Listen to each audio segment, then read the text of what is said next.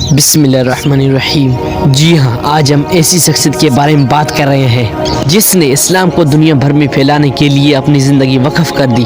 دنیا بھر میں اسلامی اسکالر کے ماہر کے طور پر جانا جاتا ہے۔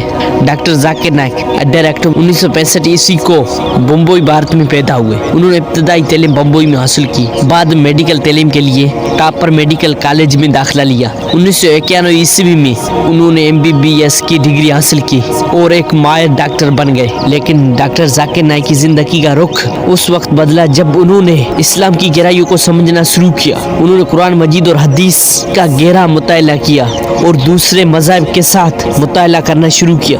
انہوں نے محسوس کیا کہ اسلام ہی وہ واحد مذہب ہے جو ہر سوال کا جواب رکھتا ہے۔ 1991 عیسوی میں ڈاکٹر ذاکر نائک نے میڈیکل کو چھوڑ دیا، اسلام کی دعوت اور تبلیغ کے میدان میں قدم رکھا۔